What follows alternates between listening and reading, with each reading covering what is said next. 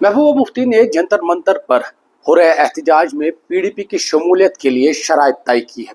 महबूबा मुफ्ती ने खत लिखकर डॉक्टर फारूक अब्दुल्ला से कहा कि स्टेटहुड खाली एजेंडा नहीं होना चाहिए, बल्कि दफा 370, 35A और जमात पर जो पाबंदी लगी है उसको हटाने के लिए भी मुतालबा होना चाहिए, वो भी मांग होनी चाहिए। मेरे साथ PDP spokes person Zuhaib Mir है। पीडीपी ने इनकार कर दिया है, पीडीपी जंतर मंतर पर नेशनल कॉन्फ्रेंस की जानिब से जो स्टेटहुड की बहाली के लिए एहतजाज हो रहा है उसमें शिरकत नहीं कर रही। देखिए, हमारा प्रिंसिपल स्टैंड ये है कि हम इस एहतजाज में नहीं जाएंगे, इसलिए क्योंकि इस टाइम पे दिल्ली में जाके स्टेटहुड मांगना, सिर्फ स्टेटहुड मांगना, वो एक हिसाब से एडवांस में इताअत करना हुआ। Advance, this is something called as obeying in advance. BJP ने ऑलरेडी कहा है कि हम स्टेटहुड देंगे और कॉन्स्टेंटली कहा है कि हम लोग स्टेटहुड देंगे, लेकिन बाकी जो हमारी मांगे हैं, जैसे फॉर एग्जांपल 2024 की बात करेंगे, इलेक्शन का जो रिजल्ट आया, उस वो मैंडेट इसलिए दिया गया था कि आप लड़ाई लड़ेंगे 370 की, आप लड़ाई लड़ेंगे 35A की, आप लड़ाई लड़ेंगे स्ट्रेंथन्ड फेडरल स्ट्रक्चर की, आप लड़ाई लड़ेंगे कॉन्स्टिट्यूशनल स्टेटस की, जो स्पेशल कॉन्स्टिट्यूशनल स्टेटस था, वो तो आपने वो बालाई ताक रख दिया। तो एक हिसाब से आपने you have obeyed in advance कि हम लोग स्टेटहुड मांगेंगे, आप हमें स्टेटहुड दे दीजिए। वही वाली बात जो नेशनल कॉन्फ्रेंस की पूरी हिस्ट्री है, to normalize everything that has happened over the course of last 70 years. So we are not with this normalization. हम इस normalization के साथ नहीं है, इसीलिए हम लोगों ने डिसाइड किया है कि नहीं, हम लोग इसमें पार्टिसिपेट नहीं करेंगे।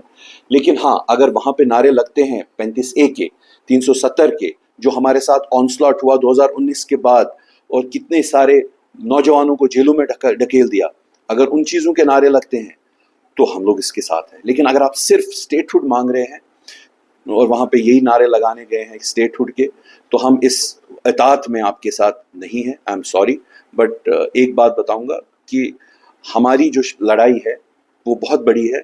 ये उस मैंडेट के साथ, मैनिफेस्टो के साथ धोखा है जो हम लोगों को मिला है और जो हमने वादे किए थे मैनिफेस्टो में।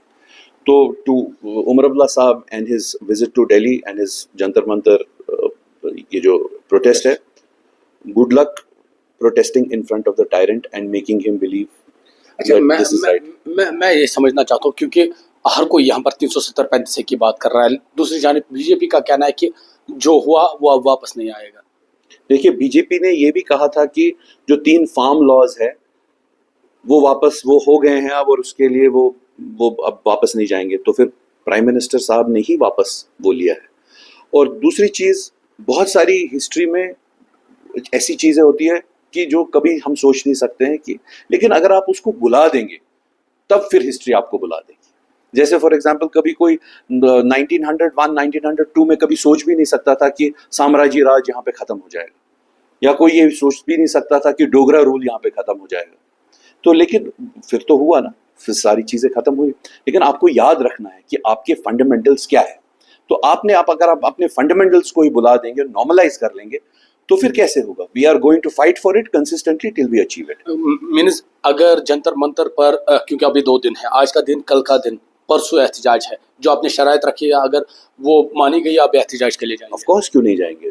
370 के वहाँ पे नारे लगे, 35A के नारे लगे, स्पेशल स्टेटस के बारे में, स्ट्रॉन्ग फेडरल स्ट्रक्चर के बारे में नारे लगे, स्टेटहुड के बारे में नारे लगे। हम इन जब ये कलेक्टिवली इन चीज़ों के बारे में बात होगी, हम लोग उसके साथ है। जैसे यहाँ पे ऑनस्लॉट, जमात इस्लामी को अननेसेसरली पाबंदियां उस पर लगाई गई हैं, अगर उसके बारे में नारे लगे तो why not, we are going to be a part of it. But unfortunately अगर it's just going to be एक हिसाब से नॉर्मलाइजेशन होगी, हमारे को बस अब स्टेटहुड चाहिए। देखिए, PDP differentiates from national conference इस तरीके से कि नेशनल कॉन्फ्रेंस सिर्फ और सिर्फ स्टेटहुड मांग रही है।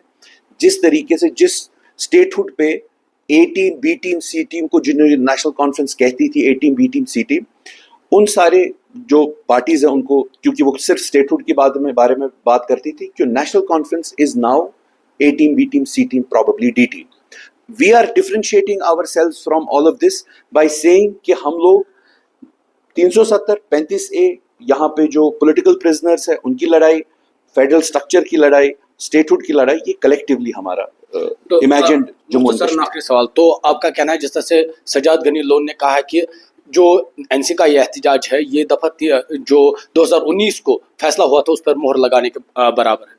ऑफ कोर्स है, और रादर मोहर नहीं लगानी, मैं तो ये जो मैंने कहा पहले भी, ओबेइंग इन एडवांस, खुश करने के लिए पहले ही मैं मान गया सब कुछ। बिल्कुल, तो ये वो बात है, और मैं बस इनको गुड लक कहना चाहता हूँ। इनका विनती करना टायरेंट के सामने, जो एक मोदी साहब है उनके सामने विनती करने के लिए गुड लक कहता हूँ। बिल्कुल, तो ये पीडीपी थे, जैसे मैंने पहले ही कहा, पीडीपी ने शरारत रखी है। पीडीपी तब एहतिजाज में शिरकत करेगी जब नेशनल कॉन्फ्रेंस अपने एजेंडा में दफा 370, 35A और जमात पर लगी पाबंदी, पॉलिटिकल प्रिजनर्स की रिहाई और दीगर जो मुतालबात है उसमें रखेगी, तब पीडीपी इस एहतिजाज में शिरकत करेगी।